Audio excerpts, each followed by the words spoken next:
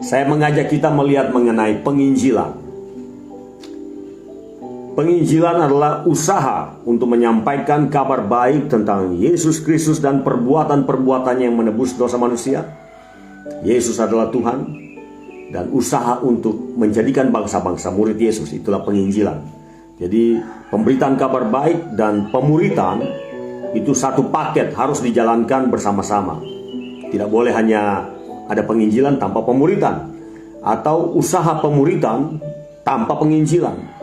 Jadi dua-duanya harus berjalan bersama-sama. Itu satu paket.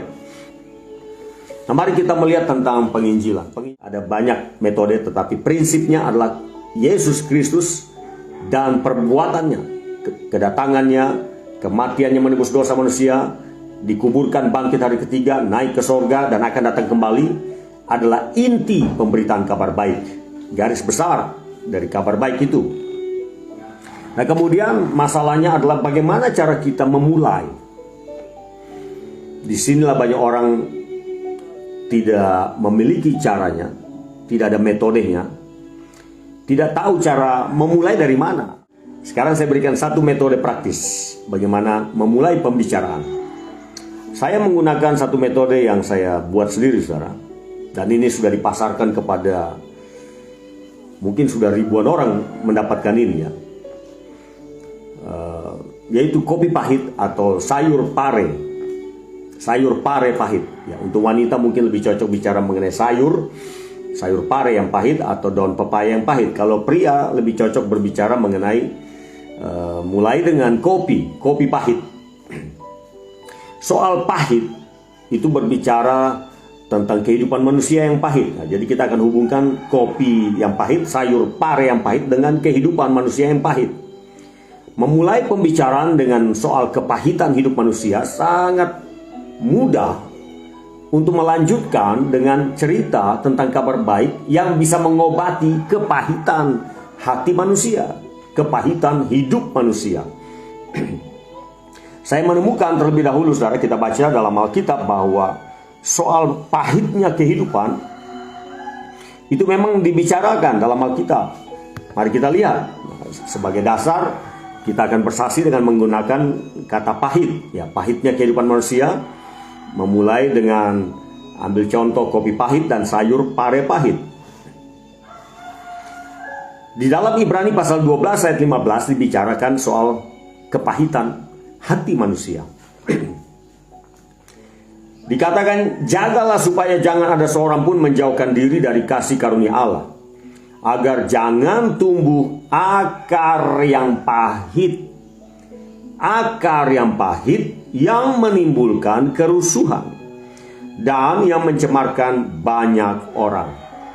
Alkitab sedang berbicara tentang hati manusia yang digambarkan ada sesuatu seperti tumbuhan akar yang pahit. Nah, di dalam tanaman-tanaman ada tumbuhan-tumbuhan yang memiliki akar yang pahit, ada batangnya yang pahit, ya. Jadi kita mengerti yang namanya pahit. Ada obat yang pahit, dan semua yang pahit ini tidak enak sama sekali, saudara. Ini berbicara tentang kehidupan yang pernah mengalami rasa tidak nyaman sama sekali, ya. Dibully, disakiti, dikhianati, dikecewakan. Itu gambaran tentang pahitnya hidup manusia. Dikatakan jangan tumbuh akar yang pahit. Nah, kita semua pernah punya pengalaman pahit. Tapi jangan sampai dia digambarkan seperti tanaman yang akarnya masuk lebih dalam, bercabang lebih banyak, dan akhirnya kehidupan kita manusia ini begitu pahit, saudara. Efesus pasal 4 ayat 30-32 juga berbicara tentang pahitnya hati manusia. Hati manusia itu dapat menjadi pahit. Dari manis dapat menjadi pahit. Janganlah kamu mendukakan Roh Kudus Allah yang telah memeteraikan kamu menjelang hari penyelamatan. Segala kepahitan. Nah, Paulus menyinggung ini kepada jemaat di Efesus. Segala kepahitan, kegeraman, kemarahan, pertikaian, dan fitnah hendaklah dibuang dari antara kamu. Demikian pula segala kejahatan. Jadi kepahitan itu disejajarkan, saudara, dalam satu konteks. Dikatakan apa? Kegeraman, kemarahan, pertikaian, dan fitnah. Nah, saudara perhatikan orang yang mengalami kepahitan dan menyimpan kepahitan dalam hatinya, rasa marah, rasa kecewa yang berkepanjangan, akibatnya dia akan hidup dalam, bisa saja terjadi kegeraman, marah terus, bertikai, berselisih terus. Bahkan dari mulutnya bisa timbul kata-kata fitnah, dimulai dengan akar yang pahit, sakit hati yang disimpan. Lalu dikatakan, tetapi hendaklah kamu ramah seorang terhadap yang lain. Ini kebalikan daripada kepahitan ya. Hendaklah kamu ramah seorang terhadap yang lain, penuh kasih mesra dan saling mengampuni. Orang yang mengalami kepahitan sulit yang namanya memiliki kasih mesra, saling mengampuni, ramah, itu agak sulit. Karena kepahitan ini akan mengubah sikapnya. Kepahitan dalam hati bisa mengubah sikapnya. Sikap yang baik jadi yang jahat, yang ramah menjadi orang yang cuek. Bisa jadi seperti itu. Jadi ketus hidupnya, kata-katanya, sikapnya. Karena kepahitan hidup.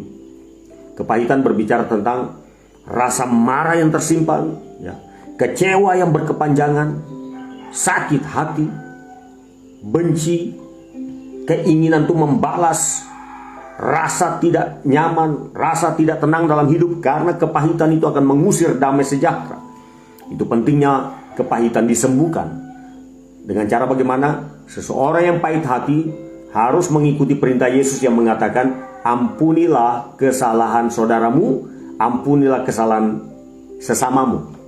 Ampunilah istrimu, ampunilah suamimu, ampunilah anakmu, ampunilah temanmu, tetanggamu.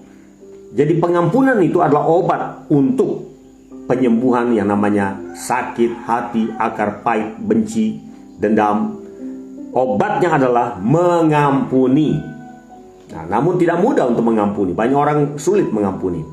Tapi saya sudah belajar selama 30 tahun lebih mengikuti Yesus dan melayani Yesus untuk terus mengampuni. Jadi stok pengampunan harus ada dalam hati saya. Bagaimana caranya? Yaitu tetap terhubung dengan Tuhan, tetap terhubung dengan firman-Nya. Yang akan terus menambahkan kasih, menambahkan kemampuan untuk mengampuni dan mengampuni. Nah, mari kita kembali kepada penginjilan.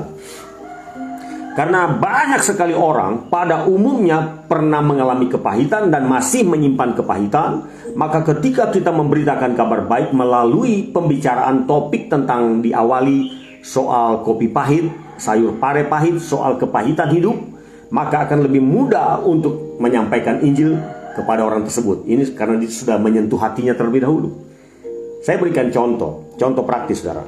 Ketika ada di Muara Tewe, saya dan Pendeta Salesius Jono mengadakan pelatihan-pelatihan bagi pendeta-pendeta. Ada mungkin sekitar 70 ya, pendeta dari berbagai denominasi gereja untuk pelatihan penginjilan. Dan kami juga memberikan metode-metode, beberapa variasi metode. Dan ketika kami diantar jemput oleh seorang supir dari hotel ke gereja, nah, supir tersebut orangnya pendiam. Dia tidak mau tersenyum, dia tidak mau bicara dengan kami. Pada waktu dia menjemput kami, saya minta Pendeta Salesius Jono untuk duduk di depan, dan dia mengerti kalau sudah duduk di depan supir, bersama supir artinya kabar baik harus disampaikan. Dan saya duduk bagian belakang, bagian tengah. Mulailah Pendeta Salesius Jono bersaksi. Nah, ini tekniknya, saudara. Perhatikan apa yang saya sampaikan, karena ini merupakan sebuah pola yang bisa diulang. Ini teknik, cara, metode untuk mulai berbicara tentang penginjilan kabar baik, tetapi dimulai dengan kopi pahit. Kalau wanita silakan mulai dengan sayur pare pahit. Pendeta John berkata begini, saya masih ingat. Dia bertanya tentang asal, nama, dan lain sebagainya sebagai pendahuluan. Dia berkenalan. Dalam waktu singkat, dia bertanya kepada supir ini sementara mobil berjalan. Dia bertanya, "Pak, Bapak minum kopi?" Dijawab, "Ya." Lalu ditanya lagi, "Kopi manis atau kopi pahit?" Dia jawab, "Kopi pakai gula sedikit." Nah, ada orang-orang tuh minum kopi pahit, ada kopi manis, kopi susu, macam-macam jawabannya. Intinya kopi tanpa gula itu pahit. Perhatikan ini. Kopi tanpa gula itu pahit. Jadi dari situ kita bisa menyampaikan tentang kepahitan hidup manusia. Kemudian Pak John langsung bertanya lagi, "Pak, kopi tanpa gula itu pahit. Mana lebih pahit? Kopi pahit atau masa lalu?" Masa lalu, perhatikan kata kunci ini. Kopi pahit dibandingkan masa lalu. Mana lebih pahit?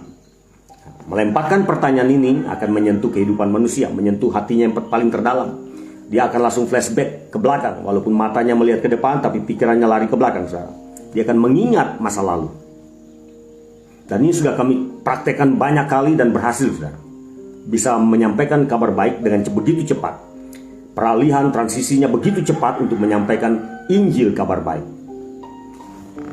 Pria itu terdiam, saudara. Sementara dia mengemudi mobil, dia melihat ke depan, tapi pikirannya lari ke belakang untuk mencoba mengingat kembali seluruh kehidupannya di masa lalu. Kemudian dia melihat ke Pak John, ya. Dengan tegas dia katakan begini, "Pak, sebelum saya menikah, hidup saya sudah pahit." Dia mengerti istilah pahit ini. Pahit itu bicara tentang kondisi keadaan yang tidak baik. Hati susah oleh karena peristiwa-peristiwa. Setelah itu dia melihat lagi ke depan, tetap mengemudi mobil, lalu dia lihat lagi ke kiri. Dia berkata kepada pendeta John, "Setelah saya menikah, hidup saya lebih pahit." Saya ulangi. Awalnya dikatakan, sebelum saya menikah, hidup saya sudah pahit. Setelah saya menikah, hidup saya lebih pahit. Oh, kasihan saudara, betapa memilukan kehidupan pria ini. Biasanya pria-pria sangat kuat, kokoh, dan bisa mengontrol situasi. Tetapi kenyataannya pria ini mengaku sebelum dia menikah, hidupnya sudah pahit, sudah susah, hatinya susah. Setelah menikah lebih susah lagi hatinya, saudara, kepahitan. Ketika saya mendengar itu, saya tersentak. Saya semakin menyadari bahwa banyak orang tampilan luarnya mungkin biasa-biasa saja, mungkin dia masih bisa tersenyum, dia masih bisa bergurau, tapi hatinya pahit. Dan Salomo pernah mengatakan, di dalam tertawa hati merana, hati itu menangis. Ternyata bisa terjadi.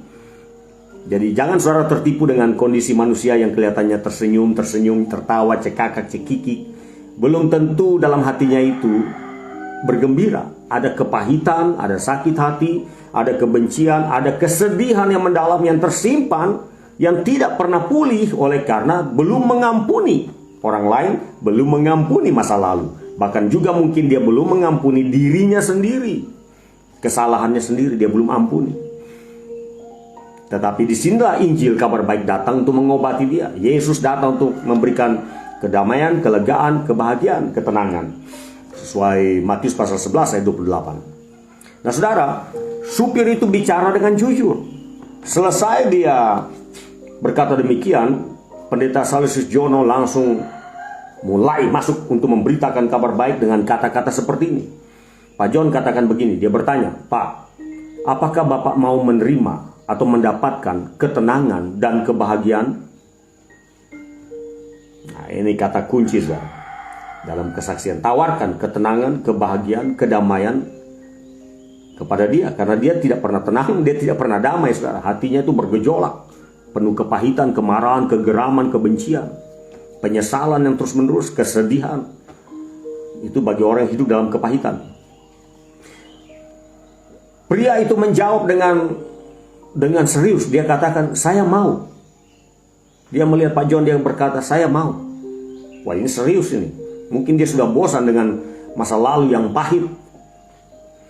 Kemudian saudara, Pak John bertanya balik sama dia, "Apakah Bapak pernah mendengar tentang Yesus, Isa Al-Masih?" Nah, ini peralihan-peralihan yang luar biasa saudara. Melemparkan pertanyaan. Pria itu berkata, "Ya, saya pernah dengar. Teman saya ada orang Kristen." Ya. Bertepatan dia bukan Kristen saudara.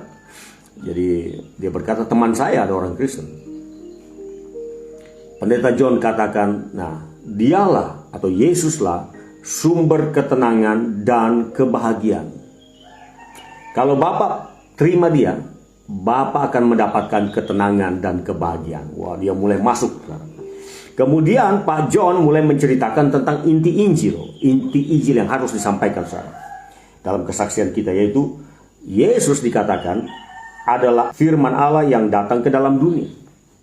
Dia memberi dirinya mati di atas kayu salib menebus dosa Bapak, dosa saya. Dia dikuburkan dan hari ketiga dia bangkit. Dia sudah naik ke sorga dan dia akan datang kembali.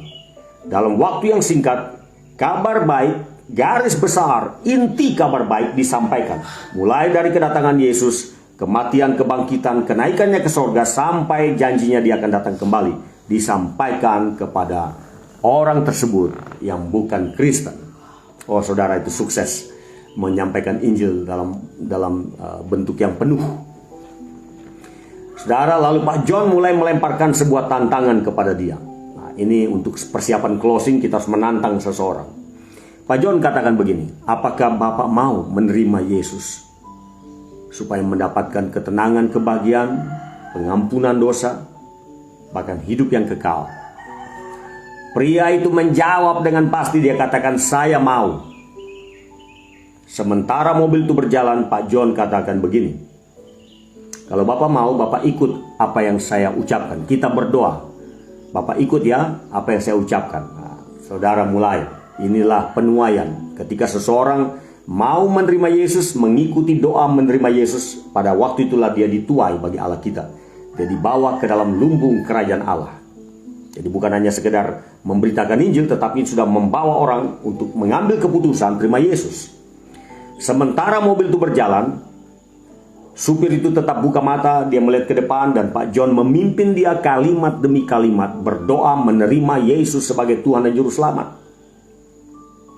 Dia berdoa kalimat demi kalimat, dia ikuti saudara, doa menerima Yesus.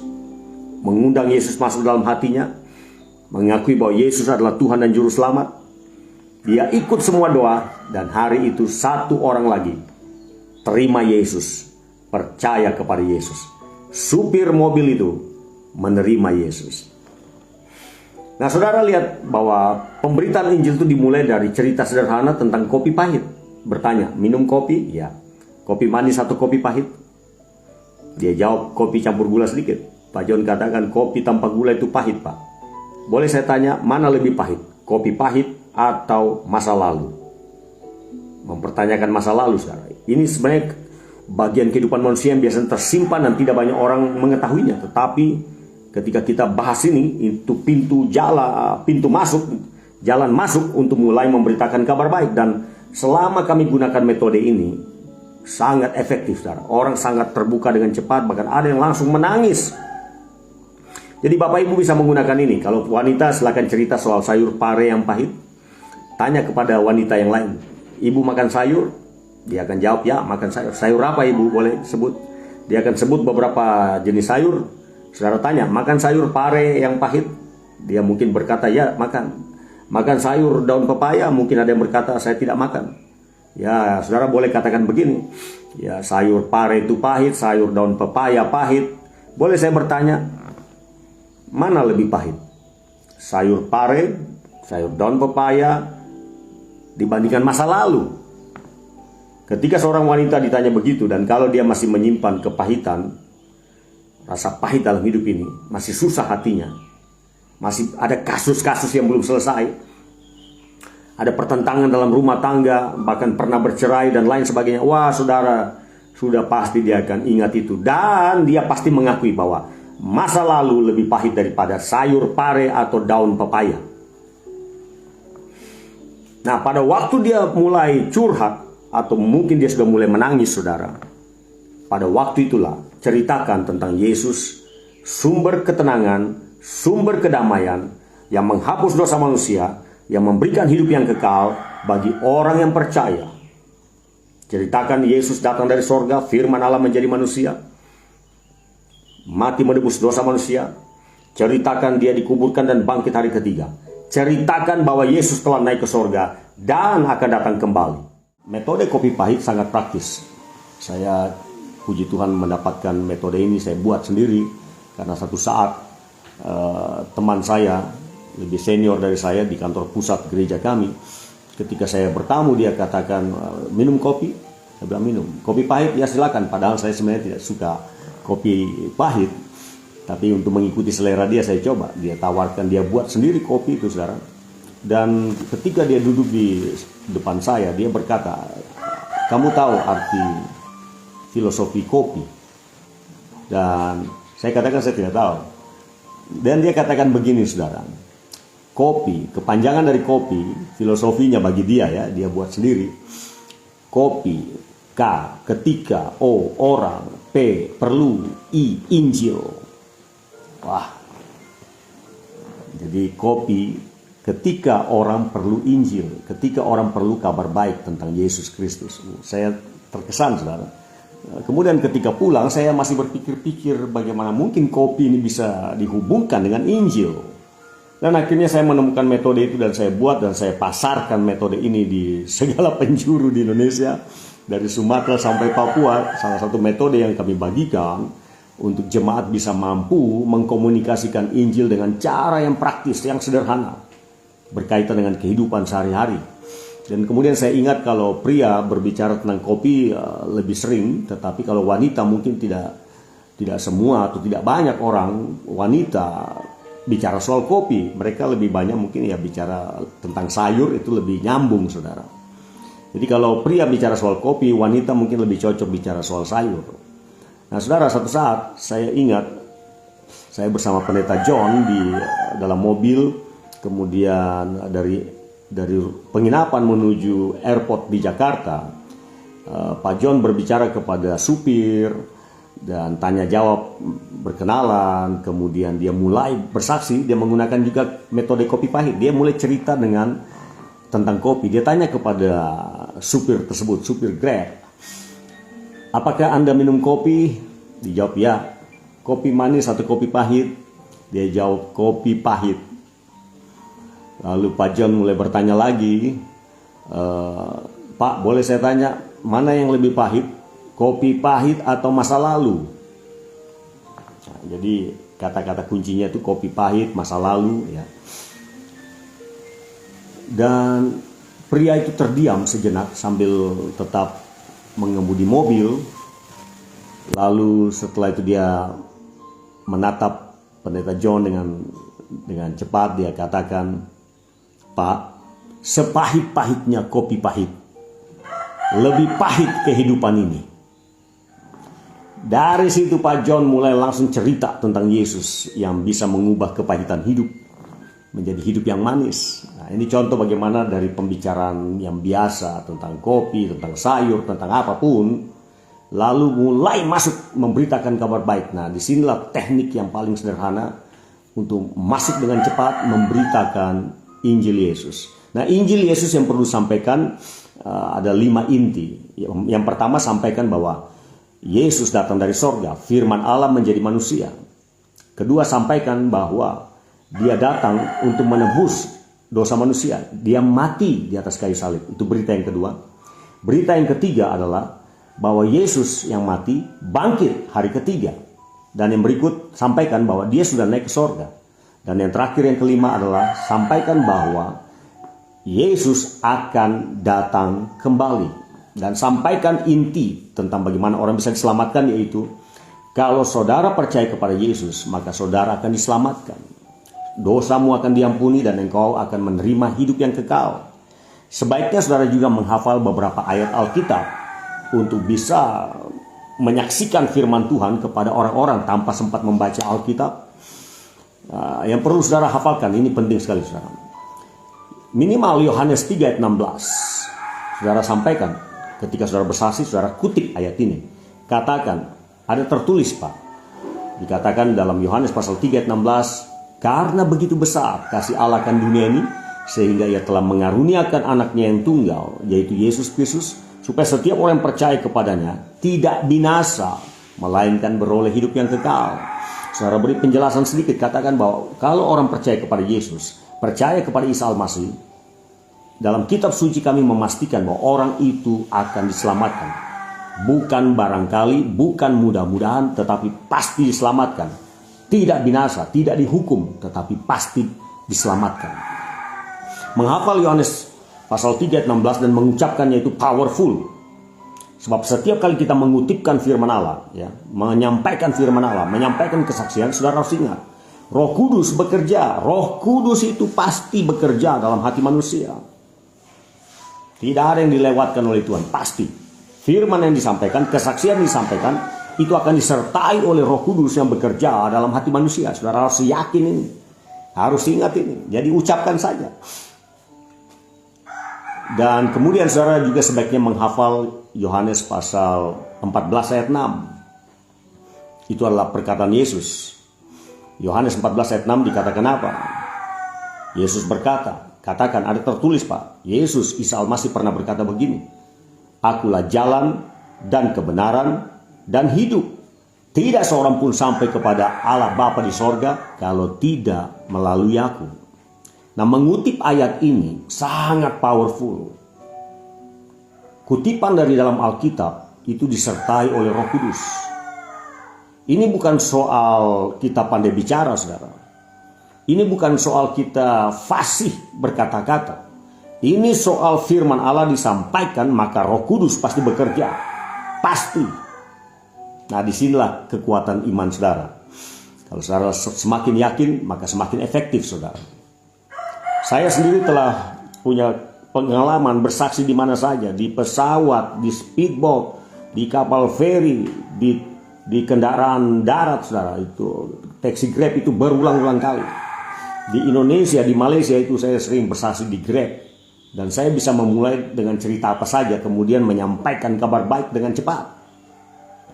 Dan metode tentang kopi pahit, ya, metode sayur pare pahit itu cepat sekali, saudara. Cepat sekali. Dulu saya pun masih berpikir-pikir, ini bagaimana cara yang paling cepat, paling praktis untuk dalam waktu singkat.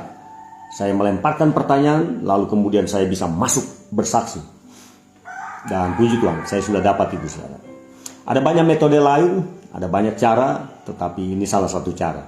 Saudara dapat menggunakannya. Mulai tes.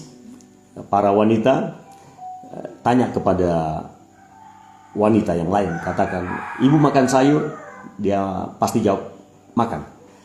Saudara lemparkan pertanyaan kedua, sayur apa saja yang ibu makan? Dia akan jawab, sayur sawi, kangkung, ya, bayam. Saudara tanya, apakah makan sayur pare yang pahit? Kemungkinan dia akan katakan, ya saya makan sayur pare. Lalu katakan begini, tetapi kan sayur pare itu pahit, tidak enak.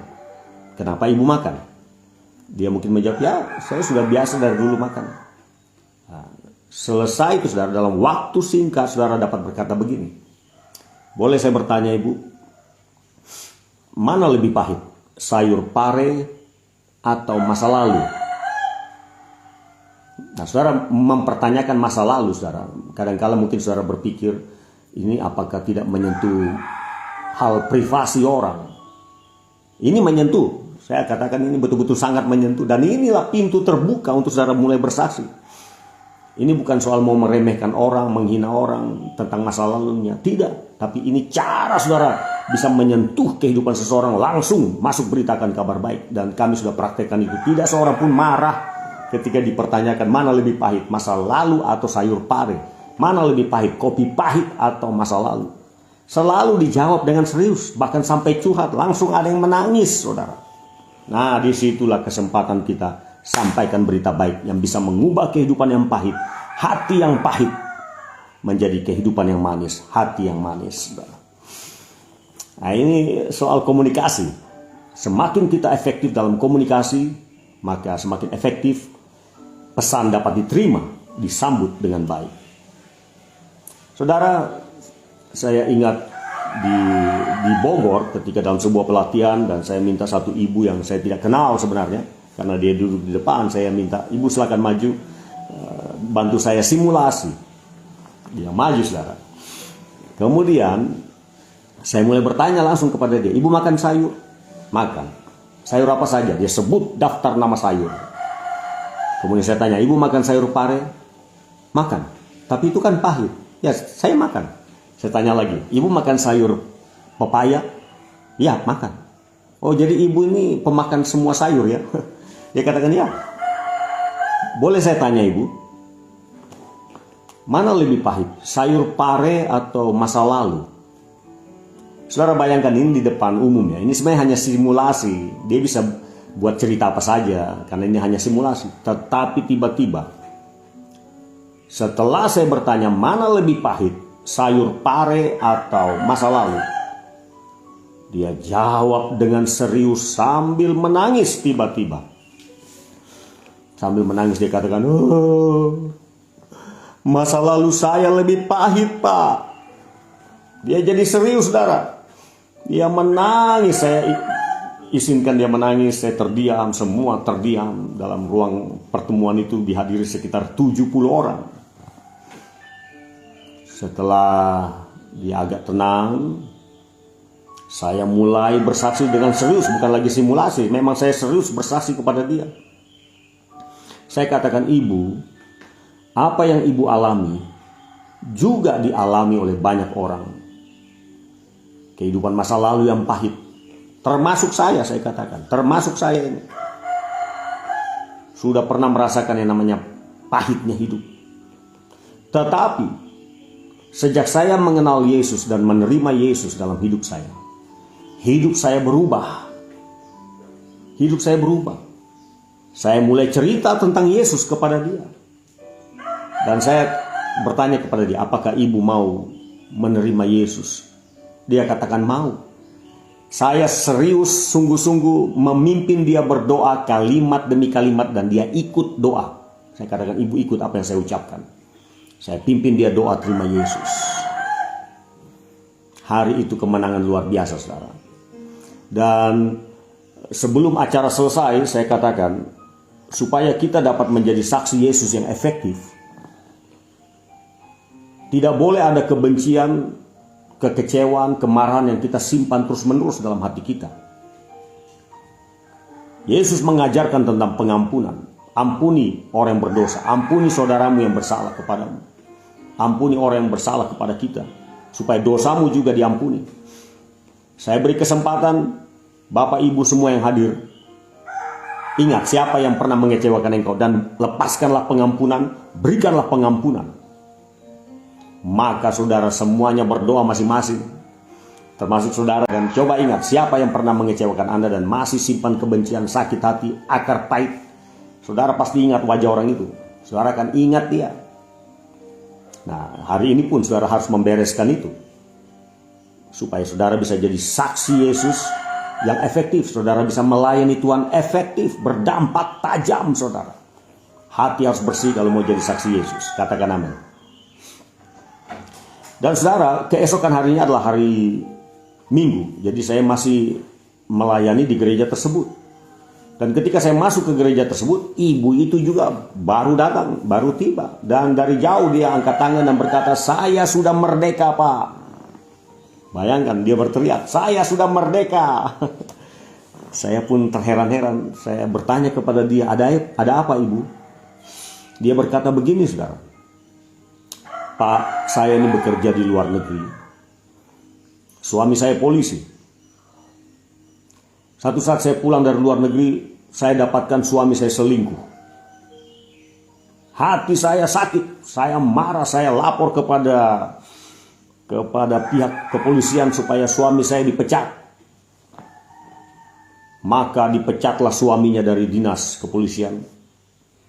Kemudian mereka bercerai dan semua anaknya, kalau tidak salah 2 orang, dibawa oleh suaminya. Maka terpecahlah keluarga ini. Dia katakan, sakitnya hati saya, Pak. Tapi ketika Bapak kemarin bicara soal harus mengampuni, melepaskan pengampunan, saya sudah mengampuni suami saya. Itu sebabnya dia berkata, saya sudah merdeka. Saudaraku, ini sebenarnya dimulai dengan pelatihan, simulasi. Tetapi ternyata ini fakta bahwa ada orang-orang Kristen yang memang masih menyimpan sakit hati, kebencian, belum bisa mengampuni. Dan hidup mereka menjadi menderita. Mereka dikurung oleh kebencian, sakit hati mereka. Dan itu sebabnya mereka perlu merdeka. Mereka perlu keluar dari situ dengan cara bagaimana? Mengampuni. mengampuni. Nah saudara, dalam bersaksi apalagi menggunakan metode kopi pahit, sayur pare pahit, saudara akan bertemu dengan banyak pria dan wanita yang kepahitan hidupnya. Sakit hati, benci, mengingat masa lalu, mengingat peristiwa-peristiwa yang menyedihkan, menyakitkan. Maka pada waktu itulah kesempatan untuk saudara mengajarkan tentang pengampunan. Saudara mengajarkan tentang memberikan pengampunan kepada orang bersalah supaya dia merdeka, supaya dia juga diselamatkan, dosanya juga diampuni. Sesuai firman Yesus, ampunilah kesalahan saudaramu supaya kamu juga diampuni. Ajarkan itu saudara, dan dari situ saudara beritakan tentang Yesus yang mengasihi, Yesus yang bisa menyembuhkan, Yesus yang memulihkan hidup manusia, Yesus yang menyelamatkan. Ajarkan semua itu, sampaikan dengan cepat. Kemudian saudara ajak dia berdoa untuk menerima Yesus. Kalau dia belum percaya kepada Yesus, ajak dia percaya kepada Yesus. Kalau dia sudah percaya kepada Yesus tapi masih menyimpan sakit hati, ajak dia berdoa untuk melepaskan pengampunan. Karena kalau dia memberikan pengampunan kepada orang bersalah, dia merdeka, dia diberkati Tuhan. Dan ini sesuatu yang sangat hebat, sangat besar untuk orang-orang yang saudara layani. Kemanapun saudara pergi, saudara akan menemukan banyak orang yang masih sakit hati, akar pahit dalam hidup mereka. Benci, marah, kecewa, terus menerus. Itu terjadi pada pendeta, itu juga terjadi pada jemaat.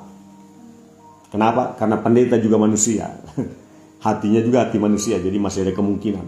Itu sebabnya pendeta dan jemaat, gembala sidang dan jemaat sama-sama harus menjaga hati mereka seperti yang dikatakan Amsal Salomo.